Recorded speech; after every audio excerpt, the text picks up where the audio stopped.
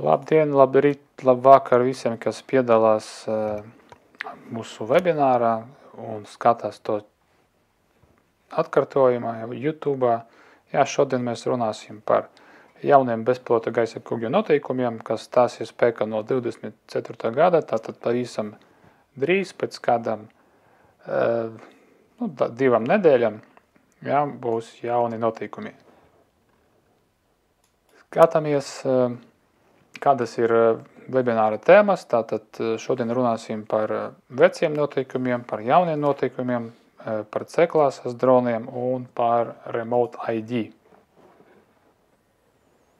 Iepazīšanās, mani sauc Aleksandrs, esmu Aeronovus uzņēmumu Aeronovus pārstāvis, kas ir civilas aviācijas atzītā struktūra un piedāvā gan praktiskas, gan teoretiskas apmācības specifiskajā un atvērtajā kategorijā, kā arī mēs piedāvājam agrodronu pilotu apmācības mūsu autoskolā, tā saucamā autoskolā, kur mēs apmācām lidojošo traktoru pilotus. Un to pašu mēs pavisam drīz piedāvāsim arī Spānijā, sadarbībā ar Barcelonas drona centru. Tātad mēs apmācīsim arī Eiropas pilotus. Ja? Tātad, un arī mēs piedāvāsim FPV apmācības, atversim savu FPV skolu. Ja? Tāds ir plāns. Šeit pat Latvijā viena no mūsu kompānijām arī piedāvā DJI Agriculture dronus, piedāvā iegādāties un arī piedāvā dažādus lauksaimniecības pakalpojumus. Tāpat ir termodrons, ja, kas piedāvā industriālas un celtniecības objektu inspekcijas. Jā, tātad diezgan daudz dažādu projektu un pavisam drīz mums būs vajadzīgs palīgspēks. Tātad, ja tevi interesē agrodrona pilota darbs vai instruktora darbs vai tehnikā darbs, ja, tātad laipni lūdzam, gaidīsim jūsu CV un kontaktinformācija būs pašās beigas. Ja, tātad redzēsiet prezentācijas beigas, uz kuru e-pastu nosūtīt savu CV. Tātad, kādas ir galvenās izmaiņas, skatāmies. Tie ir jautājumi, kurus esam saņemuši. Tātad diezgan daudz aktuālu jautājumu. Kādus dronus skars izmaiņās, kādiem droniem jau ir C-klase, kur atrast oficiālo sarakstu, kādiem droniem ir atļauts lidot pilsētvidē, kādiem nav atļauts un tā tālāk daudz jautājumu, kas ir Remote ID un izpletnīs un tā tālāk. Ja, tātad šodien runāsim tieši par šiem jautājumiem. Tā, kādi ir bijuši vecie līdz 31. datumam joprojām spēkā vecie noteikumi 3 kategorijas, tāpat kā nākamgad paliks 3 kategorijas, A1, A2, A3. Tā īstenība bija tie mazie droniņi zem 250 gramiem, tātad A1 kategorija, arī A1 kategorija bija droni līdz 500 gramiem, un no 500 gramiem līdz 2 kilogramiem tā bija A2 kategorija. Ja? Un viss, kas bija virs 2 kilogramiem, tā bija A3 kategorija. Ja? Tātad pēc svara no 2 līdz 25 kilogramiem tā ir A3 kategorija. Protams, neviens neaizliedz lidot ar A2 kategorijas dronu A3 kategorijā vai no A1 kategorijas dronu A3 kategorijā. Ja? Tātad tas ir ok. Tātad A2 kategorijas droni parasti bija Maviki, Phantomi, Air klases droni, DJI Air klases droni. Ja, tātad, gandrīz visiem ir tādi droni. Un, kā jūs atceraties, bija aizliegts lidot tuvāk par 50 metriem no cilvēkiem, no neiesaistītām personām. Tad bija galvenais ierobežojums, ka nebija atļauts lidot pārāk tuvu, tad tuvāk par 50 metriem, Un maziem droniem, tātad A1 kategorija, Mini 2, Mini 3, Mini 4, ierobežojumā gandrīz kā nebija. Atļauts lidot virs cilvēkiem, atļauts lidot cilvēku tuvumā, bet nedrīkst lidot virs pulcēšanas vietam. Tas bija vienīgais aizliegums. Jā, tātad,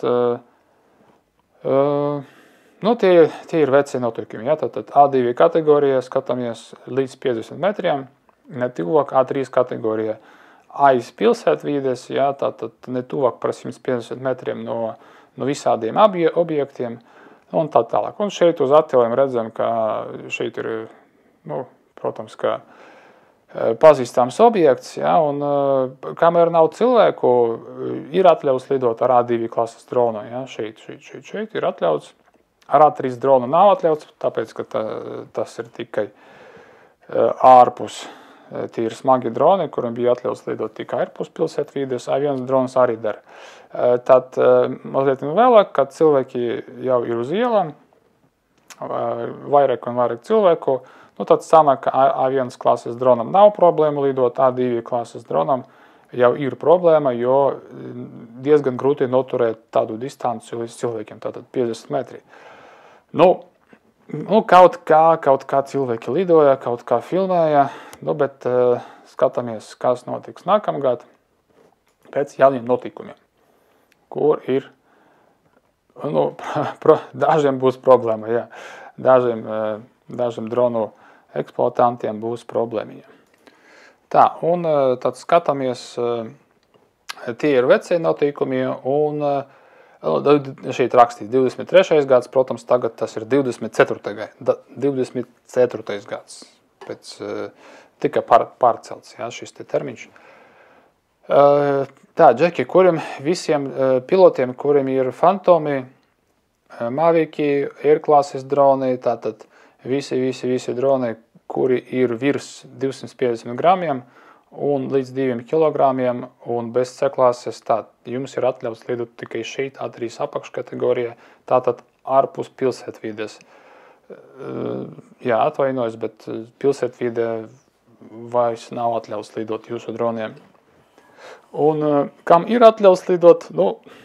C klases droniem ir atļauts lidot pilsētvide, tātad visi droni, kuriem ir C klases markējums, mēs skatāmies, šeit ir jaunas kategorijas pēc svara, tātad 250 grami, tāpat kā iepriekš, 900 grami, tagad jauna svara kategorija, A2 ir 4 kg, arī jauna svara kategorija. Nedaudz vēlāk skatīsimies, tātad, kādi ir vispār C klases droni, kur tādus atrast. Jā, tātad vēlreiz, visi droni, kas ir virs 250 gramiem, jā, tātad Air, Mavic, Phantom un tā tālāk, un kuriem nav C klases markējumā, un visticamāk, ka tādu arī nebūs veciem droniem, jā, tātad tikai A3 kategorija atļauts, tātad aiz pilsētām, kaut kur laukos, pļāvos, tur ir atļauts, bet pilsētvidē vai ar C klases dronu, vai ar tiem maziem Mini 2, Mini 3, Mini 4, vai līdzīgiem droniem zem 250 gramiem. Ja, tātad, kādiem droniem ir C klase? Tā, kādiem droniem ir C klase? Tad skatāmies, kādiem droniem. Tātad uz doto brīdi, visi uz doto brīdi, bet oktobrī tika publicēts saraksts. Šo sarakstiņu jūs atradīsiet mūsu mājaslapā Aeronovas.lv, un citviet arī iespējams atrast, bet tur baigi ilgi jāmeklē. Tā, C0, tātad 3 droni ar C0 klasi, un tie ir Mini 2, Mini 3 un Mini 4. Tātad 3 tādi droniņi ar C0.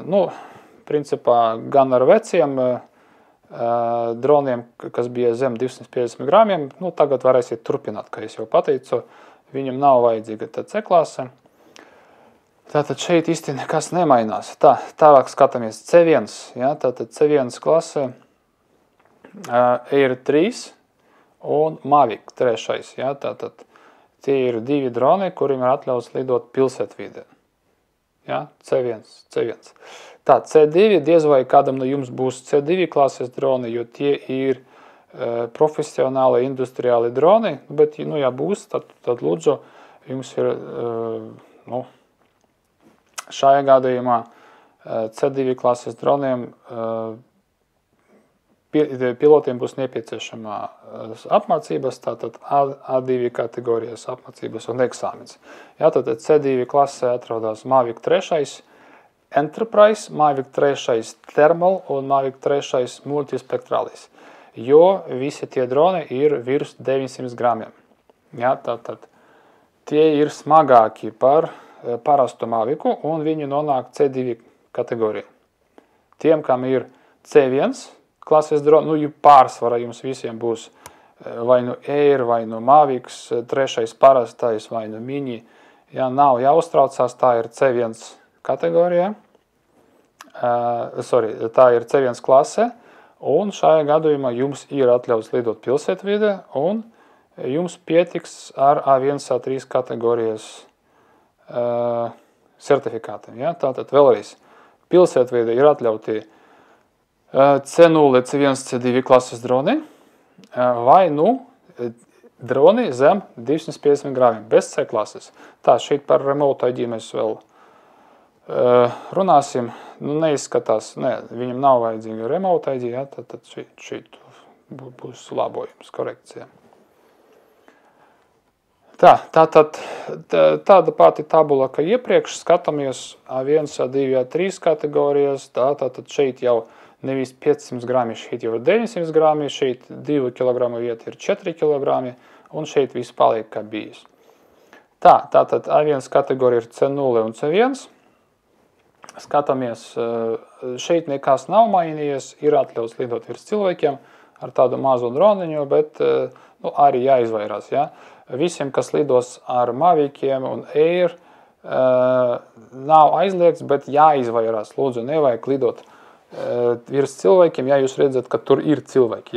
Nevajag parlidot cilvēkus, bet pēc likumā rakstīts, ka it kā atļauts, bet jāizvairās. Tātad nevajag tiešām parlidot, ja jūs redzat, ka tur ir cilvēki. Jāizvairās. Un A2 kategorijā C2 droniem tagad ir atļauts lidot bišķiņ tuvāk pie cilvēkiem. Tātad šeit bija cipariņš 50, tagad ir 30. Tātad C2, atkal, tie ir industriāli droni, tie ir diezgan dārgi, tātad diez vai kāds nopirks to dronu kā hobija dronu.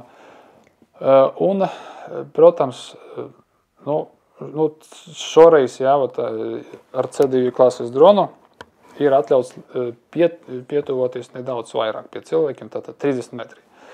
Un šeit vēlreiz atgādinājums, kādi ir C klases droni. Tātad kādā gadījumā ir atļauts lidot virs cilvēkiem, Mini 2, Mini 3, Mini 4 bez problēmām. Mavic 3 Air, lūdzu, nevajag tiešām lidot virs cilvēkiem, jāizvairās. Tātad nav aizliegts, bet jāizvairās. Tiem pilotiem, kur ir nopirkuši C klases Mavicu 3, un jums nav C klases markējuma, tāda markējuma jums uz drona nav, tātad tas nozīmē, ka jūsu dronam nav C klases. Un jūs nedrīkst lidot pilsētvidē. Un, kāds pateiks, bet taču Mavicam 3 ir C klase. Jā, pareizi, bet tie Mavici, kas tika izlaisti pirmie, kādu gadu atpakaļ, tiem diemžēl nav tāda markējumā, un jums pašiem pie pirmā update, kur jūs saņemsiet, drons pats pateiks, ka jums jāizpilda anketā un tā tālāk. Tātad sekojiet instrukcijām uz ekrāna, un jūs varēsiet saņemt savu markējumu pa pastu. Tātad uz katra C klases drona jābūt tāda markējuma. Ja tāda nav, tad tas nozīmē, ka drons nav certificēts. Tātad jālido ārpus pilsētvides. Tā īsumā. Tātad skatāmies, jā, ļoti interesanti tagad, kādiem gadījumā un kādiem pilotiem ir nepieciešama A2 apakškategorija. Jā, tātad visi tie, kas plānoja kārtot A2 eksāmenu, lūdzu skatieties šeit. Principā, ja jūs neplānojat pirkt trešo Mavico Enterprise vai trešo termālo vai multispektrālo, kuru cena parasti ir virs 4000 eiro, tad, principā, jums nav vajadzīga A2 kategorija, ja? Tā izskatās. Tātad, ja lidosiet ar parasto Eiro trešo vai Mavico trešo, tātad tā ir C1 kategorija un tā ir A1, A3 teorija eksāmens, tātad online. Viss, nav problēma. Nav nepieciešams A2 eksāmens un par to var aizmirst, principā. Ja jūs nenodarbosieties ar kaut kādiem industriāliem darbiem, un tā tālāk. Ja? Tātad vēlreiz atkārtosim, tie, kas kārtos A2 eksāmenu un kuriem būs C2 drons, ja, tātad nedrīkst lidot tuvāk par 300 metriem, bet C2 klases droniem ir tāds speciālis lēna lidojuma režīms, 3 metri sekundē, un ieslēdzot šo režīmu, jūs varat lidot līdz pat 5 metriem no cilvēkiem, kas ir super, principā. Ja, tātad 1:1 princips, kas nozīmē, ka 5 metru attālumā no cilvēka ir atļauts maksimālais augstums ir 5 metri. Ja, tātad 10 metru attālumā augstums ir 10 metri un ne vairāk. Kāds ir minimālais attālums no C0, C1 dronam līdz cilvēkiem, vai ir kaut kādi nosacījumi? Nekā nav. Šitais attēls ir tikai C2 klases droniem. Ja, tikai C2. Un C0, C1 droniem nav minimāla attāluma līdz cilvēkiem, kā jūs atceraties. Pat jāizvairās, bet ir atļauts pārlidot pāri cilvēkiem. Ja, tātad neliels testiņš, skatāmies tātad uz pirmā attēlā. Kā jūs paši sapratat, ja, tātad tādos apstākļos, kad vispār nav cilvēku apkārt, ir atļauts lidot gan ar C2, gan ar C1, gan ar C0 klases droniem. Kad jūs redzat, ka cilvēki jau ir uz ielam, vairāk cilvēku, tātad C0 klasei un C1 vispār var pārlidot, bet jāizvairās, C2 klases dronam būs problēmā, ka minimāla distance 30 metri, un, ja tiek ieslēgts šis lēna lidojuma režīms, tad līdz 5 metriem. Tad, teoretiski varētu kaut ko nofilmēt, nobildēt. Un tagad šeit trešā attēlā, šeit ir cilvēku pulcēšanas vieta, šeit nevienam dronam nav atļauts lidot. Ja? Tātad ne mazam, ne vidējam, ne lielam, ne superlielam, ja? Cilvēka pulcēšanas vietā aizliegums, ja? Tātad aizliegts lidot. Šeit ir C3 klases drons līdz 25 kilogramiem, tātad C3 klases drons lido tikai ārpus pilsētās. Ja? Tātad pilsētvidē tādu dronu nedrīkst būt. Un atgādinājums par geozonām lūdzu izmantot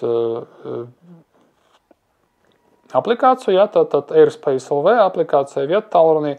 Tas ir labākais un drošākais avots, kur saņemt informāciju par ierobežojumiem gaisa telpā. Tātad, kāds ir workflow, kādu informāciju nepieciešams ievādīt, tad lūdzu šeit apakšā jūs redzat, ievādīsim drona svaru. Tātad, jums pārsvarā visiem būs 900 grami, Mavic 3 vai Air, un lidojuma augstums, visticamāk līdz 50 metriem. Ja? Tātad laiks un tā tālāk. Tātad šeit ir karte, tātad skatāmies, šeit ir Rīga, šeit ir Rīgas lidostā, un izskatās, ka vispār nekur nekādus turi nedrīkst lidot, un tad lūdzu ievādiet informāciju filtrā, un šeit parādīsies tāda tīrākā karte un ar tiem reāliem ierobežojumiem. Tātad šeit ir atļauts lidot, šeit ir atļauts lidot. Nu, bet jāņem vērā, ka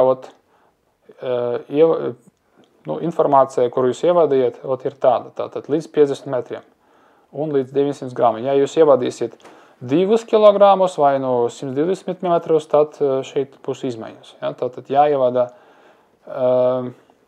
informācija, kas attiecās uz jūsu dronu un lidojuma augstumu. Ja? Tātad iespējams, ka nākamreiz kaut kas šeit mainīsies un vispār gaisa telpa ir dinamiska un lūdzu pārbaudīt katru reizi, pirms lidojuma sākuma, katru dienu, tad pārbaudiet, varbūt kaut kas ir mainījies. Ja? Tātad nedrīkst par to aizmirst.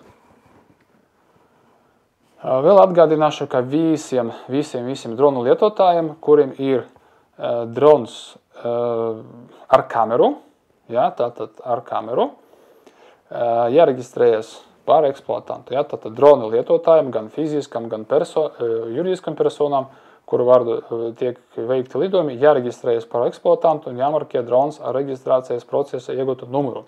Tātad, ja jums tikai gadījumā, ja jūsu drons ir zem 250 grāmiem un tam nav kameras, tātad tā ir rotaļlieta, tad nav jāreģistrējas. Bet visiem pārējiem lūdzu reģistrēties, samaksāt 5 eiro, un šajā gadījumā jūs saņemsiet to eksploatanta numuriņu. Ja? Tātad tas nav tas pats, kā jūsu pilota numuriņš. Pilota numuriņš ir atsevišķi.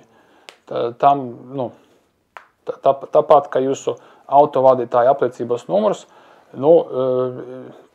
jūs to nedemonstrēsiet ja, uz savas valsts numurzīmes vietā, uz auto, ja, tātad to numuriņu jūs paturēsiet. Un tāpat ar tālvadības pilotu numuriņu jūs nevienam to neradīsiet. Tātad tas ir jūsu numuriņš. Apdrošināšana, CA mājaslapā jūs paši redzēsiet. Principā, ja lidosiet ar Mini 2, Mini 3, Mini 4, nav obligāta. Tātad nav jāmaksā.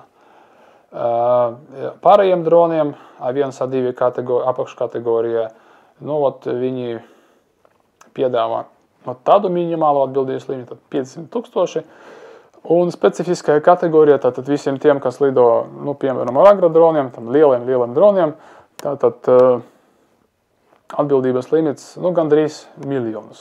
Ja? Tātad diezgan augsts limits. Neaizmirsiet, lūdzu, ka ir tāda kompānija, kā Coverdrone, un pēc mūsu pieredzes šeit jūs atradīsiet letākas. Nevis sliktākas. Tā ir ļoti laba kompānija, bet tiem ir diezgan tāds letas polises. Ja? Tad pārbaudiet paši, salīdziniet. Tā, par Remote ID, ko mēs zinām par Remote ID. Tātad, kā es jau pateicu, ja, ka jums jābūt drona eksploatanta numuram. Tātad ar šo numuru jāmarkē bezpilota gaisa kugis. Tātad tāds numuriņš LVA, burtaņi un cipariņi. Tālvadības pilotu numuriņš ir atsevišķs. Ja? Tātad LVA, RP, Remote Pilot un cipariņu numuriņi. Tātad šis numurs piešķirts tālvadības pilotam un tas arī paliek ar pilotu. Nevienam nevajag to radīt un stāstīt, kāds ir jūsu pilotu numuriņš. Un pa vidu skatāmies šeit Remote ID, tātad tas ir attālinātais identifikācijas numurs, un šis te numurs ieaugšu pielādē attālinātās identifikācijas sistēma, ja tāda ir, pārsvarā C-klases droniem tāda ir, un jūs ievadīsiet savu eksploatantu numuriņu plus vēl 3 burtiņi. Ja, tātad tas ir tāds kā kods, lai jūs varētu ievadīt šo koduņu savā dronā, un ja kāds cits redzēs šo numuriņu, viņš neredzēs tos 3 pēdējos burtiņus, un viņš nevarēs nozākt jūsu Remote ID un izmantot uz sava drona. Ja, tātad tas ir diezgan labs tāds triks, ka tas tā nestrādās. Ne? reģistrācija jāveic, tātad vēlreiz runāsim par eksploatanta numuriņu, ka reģistrāciju veiksiet vienreiz, neatkarīgi no tā, cik daudz bezpilota gaisa kuģu ir jūsu rīcībā. Nu, piemēram, mums ir kādi 7 gaisa kuģi, un uz visiem ir uzlīmē ar vienu numuriņu, ja, tātad ar mūsu eksploatantu numuriņu, šito. Un pavisam drīz būs nepieciešams ievadīt šito arī Remote ID numuriņu. Vai nu pašā drona, vai nu parādīšu, vai nu speciālai moduli. Tā, šeit ir skaidrs. Dosimies tālāk. Vispār Remote ID, nevis, bet eksploatanta numurs. Tātad eksploatanta numurs, šeit ir tāda uzlīme uz drona, un tas ir līdzvērtīgs jūsu valsts numurzīmei. Ja, tātad visi redzēs jūsu drona, teiksim tā, numurzīmei. Ja, protams, ka, ja drons ir tālu prom, neviens nevarēs saprast, kas šeit uzrakstīts, tādām Remote ID. Ja, tātad šajā gadījumā jūs varēsiet pārbaudīt drona numuriņu sava viettālrunī, jo drons pārraidīs tieši savu Remote ID, tad eksploatanta numuriņu. Un caur speciālu aplikāciju, piemēram, drone scanner, jūs varēsiet pārbaudīt, vai tas ir jūsu kaimiņa drons, vai tas ir kaut kāds, noziedznieku drons, ja, tā arī būs rakstīts, noziedznieki. Ja. Un tātad ideja ir tāda, ka tālvadības pilots, viņš ievadīs šo numuriņu dronā, un visiem būs iespēja, visiem, kas atrodas tuvumā, drona tuvumā, tātad Wi-Fi vai Bluetooth pārklājuma zona, visiem būs iespēja redzēt to informāciju, kuru pārraida pats drons. Tātad šeit ir piemērs, šeit ir numuriņš, un šeit ir visa tā informācija, kuru pārraida drons. Ja, pats galvenais ir auto numurzīme. Ja, tātad, lai jūs redzētu, ja virs jūsu teritorijas vai virs jūsu mājas lido kaut kāds objekts, tas drons, jums tas nepatīk, jūs vēlaties paziņot pašvaldībā vai policijā, tātad jūs varēsiet pierakstīt šo numuriņu, tāpat kā automašīnas numuriņu, kas izskatās tā aizdomīga. Tātad šeit tas pats būs ar dronu, jūs varēsiet pierakstīt numuriņu un paziņot tuvākajai iecirknī, ka tāds drons tika novērots. Tā, galvenie jautājumi, kādas aplikācijas ir iespējams izmantot? Pagaidām izskatās, ka Eiropā ir tikai viena tāda diezgan izplatīta aplikācija, tātad drone scanner. Jūs varēsiet to liepladēt no Apple Store vai no Android Store. Ja, tātad, uz kādiem viettālruņiem strādā, kā es sapratu, ka uz Androidiem viss labi strādā, bet uz iPhoneiem tur kaut kāda problēma, ka nav piekļuves pie Wi-Fi moduļa. Ja? Tātad Wi-Fi neļauj šī aplikācija izmantot savu moduli, un tad tā īsti nestrādā uz Apple vietā. Var paši notestēt. Tiem, kam ir Mavic 3 vai ir C-klases drons, pārbaudiet, vai vispār strādā Apple tālrunis, viettālrunis tāda režīmā. Ja, tātad skatāties. Kādu informāciju pārraida? Pārraida pozīciju, drona numuriņu, pilota atrašanās vietu, un tur vēl dažas lietas. Tak, ja Remote ID nav iebūvēts drona, ok, labi, tad ir tāds modulis. Ja, skatāmies, nav tik liels, ļoti viegls, tur 6 vai 10 grāmi, un tad, principā, ļoti viegli piestiprināt pie drona. Ja, tātad, piemēram, ja tas ir agrodrons, tas svārs ir tuvu 100 kilogramiem, specifiskajā kategorijā ir obligāti jābūt remote ID, tātad mēs piestiprināsim pie katra drona tādu moduli, un tādā veidā varēsim izpildīt šo noteikumu. Tātad mūsu dronos nav iebūvēts remote ID, tātad mums ir vajadzīgs tāds papildu modulis. Droniem zem 250 gramiem, vismaz pagaidām, nav obligāts tāds modulis vai vispār nav obligāts pārraidīt remote ID numuriņu. Kāpēc tā, nezinu, nejautājiet. Ja? Protams, ka tādu dronu ir daudz, ļoti daudz, un, nezinu, pagaidām likumdošana rakstīts, ka nav obligāta. Tātad C1 klasēm obligāta, C2 klasēm obligāta, C3 klasē obligāti jābūt remote ID, bet C0 iespējams, ka ir, Mini 3, Mini 4, viņam visam ir tie remote ID iebūvēti, bet pārraidīt nav obligāti. Tā sanāk. Vēlreiz atgādināšu par redzamību, ka lidojumi ir atļauti tikai vilos, tad tie tikai tiešā redzamībā. FPV, ja jūs lidosiet FPV, lūdzu jāpiesaista novērotājs. Tad tas ir pēc noteikumiem. Ja jūs lidosiet tādas brilles, jūs neredzat, kas notiek apkārt, un pat jūsu drošībai labāk, lai būtu jūsu draugs vai kāds cits pilots, lai viņš redz, kas notiek jums apkārt, un redz, kas notiek apkārt dronam. Naktslidojumi, tātad jaunais noteikums, ka droniem jābūt zipšņugunim uz, virsū jābūt zaļiem zipšņuguņiem, tātad tāds bakuguns. Un, protams, ka dronā ir iebūvēti vairākas spuldzītes, lampiņas, bet nav nevienas tādas, kas varētu aizvietot tādu papildu moduli, jo šis te ir zaļš zipšņuguns. Tātad parasti tas lampiņas, kuras ir iebūvētas dronā, viņas nemirgo, tas nav zipšņuguns. Un tie nevar izpildīt to funkciju, kas tiek pieprasīta pēc noteikumiem.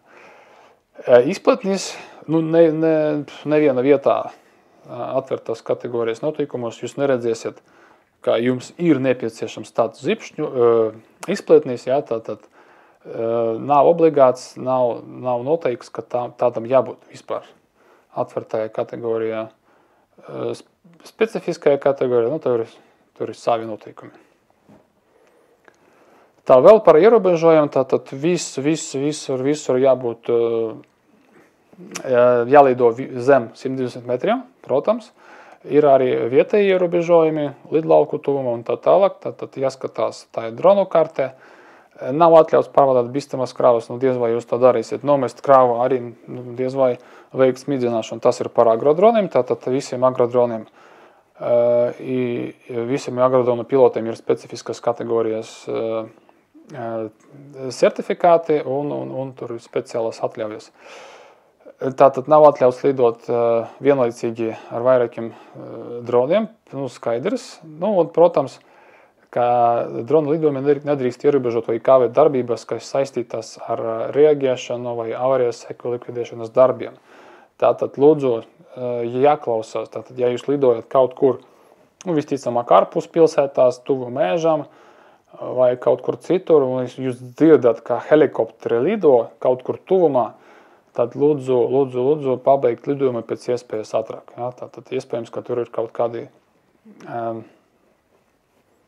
avārija tuvumā. Tātad attālums līdz cilvēkiem. Jāievēro noteiktās attālums no lidojuma nesaistītām personām. Tātad, atkal A1 kategorija jāizvairās, bet ir atļauts pārlidot cilvēkiem. A2 kategorija jauniem C klases droniem ir atļauts lidot 30 metru attālumā vai 5 metru attālumā, ja ir ieslēgts lēna lidojuma režīms 3 metri sekunde, tātad nav atļauts lidot virs cilvēku pulcēšanas vietam, tātad nevienam dronam nav atļauts. Un kas ir cilvēku pulcēšanas vieta, tātad Tā ir vietā, kur cilvēku brīvums ir tik liels, ka tiek apdrūtināta brīva izvairīšanās no bezpilota gaisa kuģa. Tātad, ja viņš krīt, ja viņš nokrīt jums uz galvas, jūs redzat, ka viņš krīt jums uz galvas, jūs nevarat izvairīties no sadrusmes, ja, jo visur ir cilvēki, ja, tātad izstieptās rokas attālumā, visur ir cilvēki, tātad tā ir pulcēšanās vietā, vismaz tā varētu teikt. Un vēl papildus visādi ierobežojumi, tātad tie, kas uztraucās par savu privātumu, lūdzu, jūs varat pateikt, ka jums ir oficiāli atļauts pārlidot pārī trešajam personam piederošo īpašumu, bet nedrīkst to darīt zemāk par 30 metriem. Ja, un ne tuvāk par 10 metriem no šķēršļa. Ja, jums ir atļauts pārlidot, bet ne zemāk. Tātad privāta māja vai zeme 30 metru augstumā vismaz. Jā, tātad skaidrs. Pārlidot autoceļus tagad ir atļauts. Jā, tātad atļauts pārlidot autoceļus, tiltus un tā tālāk, bet ne zemāk par 30 metriem un pa īsāko un drošāko trajektoriju. Ja, tātad tagad tas ir atļauts. Un runājot par elektrisko tīklu gaisvādu līnijām, tāpat kā parasti 50 metru attālums horizontāla plakne, un tas ir īstenībā labāk tik tuvu pat nelidot, ja, jo tas ir pārāk bīstams pasākums, tur ir tādi elektromagnetiskie lauki, ka pazaudiesiet dronu, diemžēl. Tā, kas ir atbildīgs par riskiem lidojuma laika? Ja? Tātad tas esat jūs, ja jūs esat pilots, tas nav klients, kurš ir pasūtījis jūsu pakalpojumus, lūdzu nofilmē šeit, nofilmē tur, tuvāk cilvēkiem, tuvāk mājai, tuvāk mašīnai, tuvāk tur lidostā, ja, tātad, ja viņš pieprasīs no jums tādu pakalpojumu, jebkura gadījumā, tā ir jūsu atbildība, nevis viņa atbildība, tas ir jūsu drons un jūs esat pilots, ja, tātad, tā ir jūsu atbildība. Jūs nevarēsiet pateikt policistiem, ka, tas džeks man pateica lidot tuvāk pie cilvēkiem, vai pārlidot pulcēšanas vietu un tā tālāk, ja, tātad, jebkura gadījumā, tā ir jūsu atbildība. Vai jūs kāds nokers? Protams, ka nestāv policists aiz katra stūra, tāpat kā uz ceļa. Uz ceļiem jūs varat pārsniegt ātruma režīmu un neviens jūs nenokers. Tāpat tā ar droniem, bet tā ir kultūra, ja? Teiksim tā. Tā ir drošības kultūra. Kāds ir sots paredzēts? Tādā sliktākajā gadījumā tāds jackpots, piemērs, ja, tātad specifiskajā kategorijā, ja kāds lido specifiskajā kategorijā bez atļaujām, bez apmācībām un tur blablabla, līdz 3000 eiro, tas ir tāds maksimums. Un apdrošināšanas polise izglābs vai neizglābs, izglābs, ja, tātad, ja kaut kas notiks, drons nokritīs uz mašīnas vai nu kādam uz galvas. Tātad, ja jūs esat lidojuši pēc noteikumiem, tad viss būs ok. Bet, ja jūs esat pārkāpuši kaut ko, tad visticamāk, ka apdrošināšanas kompānija tā arī patiks. Tā ir tava vaina un mēs tev nepalīdzēsim. Tātad, kur atrast visu informāciju, jūs paši jau esat redzējuši. OAS.CALV mājaslapā, šeit daudz informācijas par visu. Un tiem, kam patīk lasīt likumu, noteikumus un tā tālāk, tātad šeit ir sarakstīns ar visiem noteikumiem, kas attiecas uz dronu lidojumiem. Tātad esam atbildējuši, es ceru, ka esam atbildējuši uz visiem jautājumiem. Tātad, vai manam dronam nepieciešams zaļš zipšņogurs? Jā, nepieciešams, bet tikai lidojumiem nakts laikā, tikai naktīs. Ja? Vai manam dronam ir nepieciešams izplatnis? Nav nepieciešams. Nav tāda noteikuma. Kādiem dronam ir obligāts remote ID? Visiem droniem virs 250 gramiem. Tādi ir noteikumi. Kādā gadījumā ir atļauts lidot virs cilvēkiem, bet jāizvairās. No C0, C1 klases droniem ir atļauts pārlidot cilvēkus, bet nedrīkst pārlidot cilvēku pulcēšanas vietas. Kam ir obligāta? Kādā gadījumā ir obligātā 2 kategorija? Kādiem pilotiem? Tikai tiem, kam būs C2 klases droni. Ja? Tātad tie Mavic 3 termālais, vai Enterprise, vai multispektrālais, visiem pārējiem nav obligāta A2 kategorija, jo jūs lidosiet A1 kategorijas ietvaros.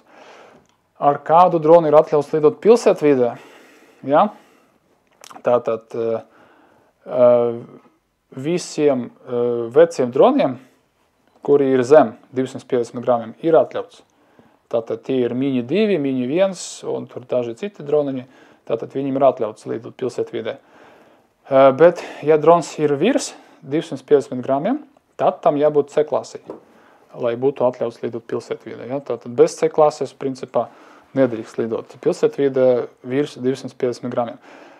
Kādiem droniem jau ir C klases sarakstu, jūs esat redzējuši, kādus dronus skar izmaiņas. Tātad pārsvarā izmaiņas skar vecos, tā saucamos vecus dronus, Mavicus, Phantomus, Airus.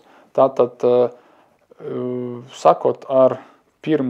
janvāri, tiem ir aizliegts lidot pilsētvidē. Tas ir lielākā problēma. Tātad, diemžēl, jā, tādi ir jaunie noteikumi. Mūsu mājaslapā ir publicētā informācija, jūs varat, tas pats C klases dronu saraksts, vēl daža cita interesanta informācija. Un, jā, šeit ir mūsu uzņēmuma kontakta informācija, mans tālrunis un e-pastiņš, tātad tie, kuriem bija interese par agrodroniem, kļūt par agrodronu pilotiem vai piedalīties kā tehniķis, ja, tad ar prieku gaidīsim jūsu CV. Un, jā, paldies, ka esat noklausījušies. Šodien mēs pabeigsim. Jā, čau tā.